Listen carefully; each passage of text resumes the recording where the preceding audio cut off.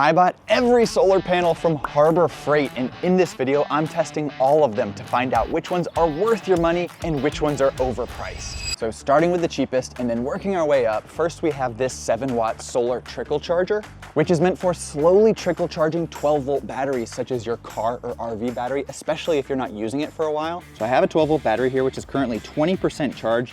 I'm gonna connect the trickle charger and check that it's working. Just going positive to positive and negative to negative. And this trickle charger is pretty nice because it has a built-in stand, which I really like. And it has this little light right here, which just tells you if it's getting good sun. And now that it's connected, we can check the battery monitor and see, look at that.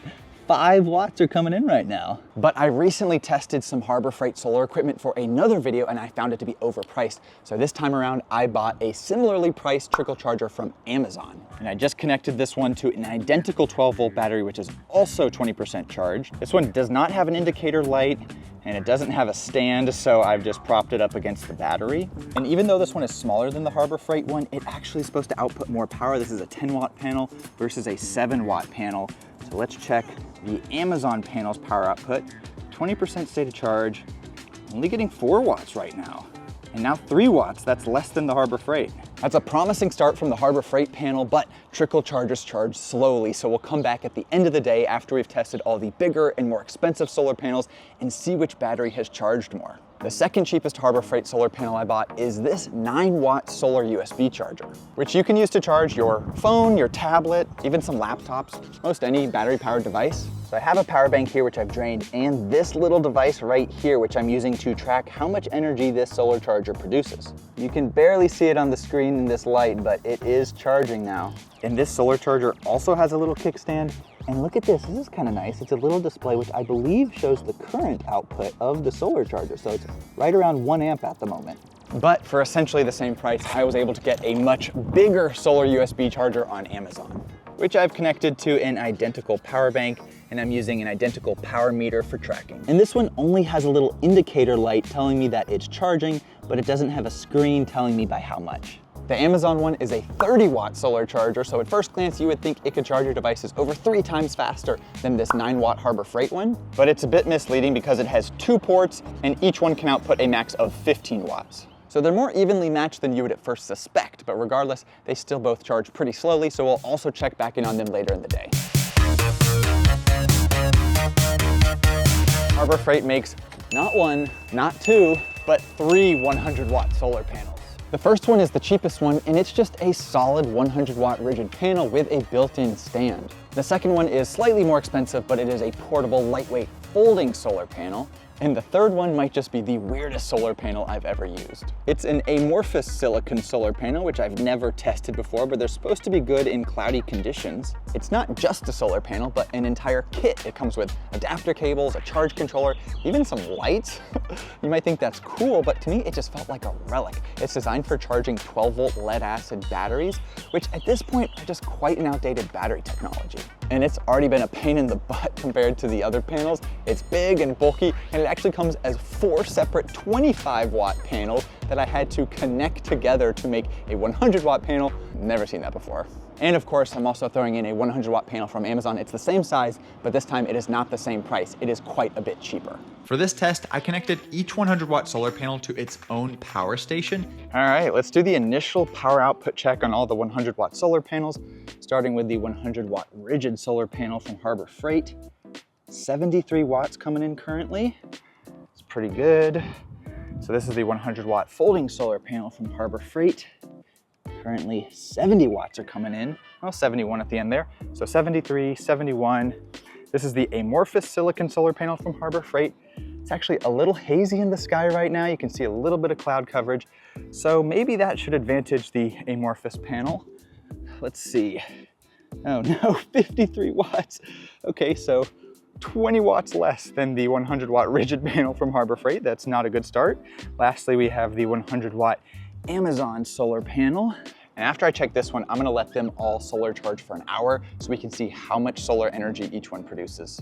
And it is outputting, whoa, 82 watts. So that is the best so far. And no, Harbor Freight is not sponsoring this video in any way, but all this equipment cost me a pretty penny, so someone is sponsoring this video. Morgan & Morgan. When you're working with solar panels and batteries, there's always a chance something can go wrong, a panel can short out, a battery could overheat, and sometimes it's not your fault. If you ever get injured because of someone else's negligence, whether it's a crappy solar product or a car accident, your case could actually be worth millions. But a lot of people never file a claim, or they end up settling for far less than they deserve. There's a reason you handle solar and batteries with care, just like there's a reason why Morgan & Morgan is America's largest injury law firm. They don't settle for lowball offers. They have recovered over $30 billion for their clients over the last 35 years. In fact, Morgan & Morgan has over 1,000 lawyers and 100 offices nationwide. So if you're ever injured, you can check out Morgan & Morgan. It only takes a few minutes to see if you have a case. You can start your claim right from your phone. And their fee is free unless they win. No upfront costs, they only get paid if you get paid. For more information, you can go to forthepeople.com/footprint, or you can click the link in the description below. Thanks to Morgan & Morgan for sponsoring this video. While we're waiting for the 100-watt solar panels, let's do a quick check-in. So the Trickle chargers, we probably won't have seen much movement yet, so I'm not gonna check those. But let's see where the solar USB chargers are at. I'll check the Harbor Freight solar charger first. First, I'm just gonna look at the power bank. You know how they tell you a rough estimate of battery state of charge. Let's see if I can focus in. Okay, so it looks like it's gone from 1 dot to 1.5 out of a possible 4. That is not a good start. And let's look on the screen, see what it says. Okay, so still outputting around 1 amp. And according to the meter, this solar charger collected 15.37 watt hours. That's enough to charge an iPhone 17 battery one time, which is something. Now I'm gonna check the Amazon solar USB charger. Just check the power bank first. Oh, is it charging? Hey, this looks full. This looks fully charged. Actually, it looks like it's very hard to see these numbers, but it looks like there's a positive current number on the bottom there, 1.6 or so amps. So I'm gonna take it into the shade and see how much energy it produced. And for the Amazon solar USB charger, we got 22.94 watt hours. That's around 50% more energy and enough to charge an iPhone 17 around 1.5 times. So in our first test results of Harbor Freight versus Amazon solar panels, Amazon wins. Okay, the hour is up on the 100-watt solar panel, so I'm gonna do another quick power output check, and then I'm gonna check how much energy they produced. Okay, so this one is now down to 42 watts. It's actually quite a bit more haze in the sky at the moment, so all of them will probably have dropped a bit. Let's see, that was the rigid panel. This is the folding panel, 44 watts, so it's actually a little bit higher than the rigid panel. That's the first time I've ever seen that.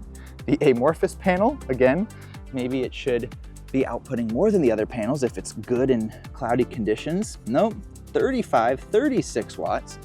So currently the folding solar panel's in the lead.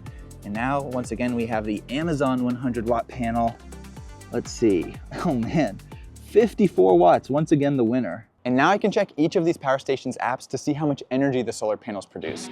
74 watt hours, 73 watt hours. Oh no, that's so bad. 33 watt hours. All right, after I check this last one, I'm gonna test out Harbor Freight's biggest and most expensive solar panel. Let's see. Oh, looks like we have our winner. 80 watt hours. No, the Amazon panel doesn't have a built-in stand like any of the Harbor Freight panels, and it's not as compact as the folding panel, but it's cheaper and it produces more energy. So of these 4, that's the one I'm recommending to most people. And as for this thing, don't buy it. Which brings us to the biggest and most expensive solar panel that Harbor Freight sells, their 200-watt folding solar panel. So what did I get for spending $230 on Harbor Freight's most expensive solar panel? It looks to me like almost any other 200-watt folding solar panel. Of course, it has the built-in stand and the solar cables. And it comes with a carrying case with a couple extra accessories, but that's really it. So of course, I'm also comparing it to a 200-watt Amazon panel, and I just checked before filming. This panel is around $50 cheaper than the Harbor Freight panel, and it's still far from the cheapest 200-watt panel you can find on Amazon nowadays. Like I've been doing all video, I matched their angles and directions, and I just plugged them into their respective power stations. It is a very nice sunny day, a little cool, so let's do their initial power output check, starting with the 200-watt Harbor Freight solar panel. We're getting 150 watts. From a 200-watt panel, that's okay. Definitely have seen better. So now let's check the 200-watt Amazon panel, and after I check this, I'll once again see which one produces the most energy over the course of an hour. And the 200-watt Amazon panel is outputting 164 watts. Wow, so about 14 watts more than the Harbor Freight panel.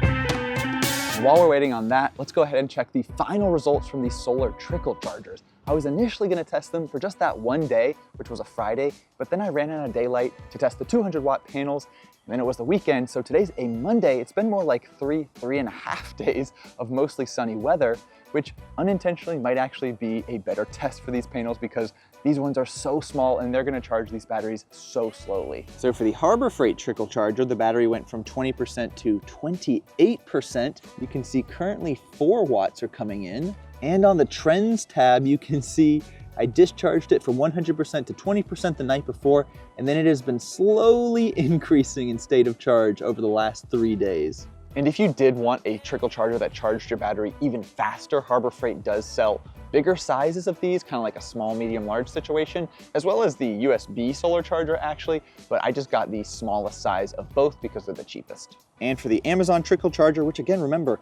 this is rated at 10 watts, that one's rated at 7 watts, so you would expect this to charge the battery faster, but let's see, it went from 20% to 26%, currently outputting also around 4 watts. So the Harbor Freight trickle charger charged the battery faster than the Amazon one, despite having a lower wattage rating. That's a bit of a surprise. This round goes to Harbor Freight, which just leaves the 200 watt panels. All right, the hour is up.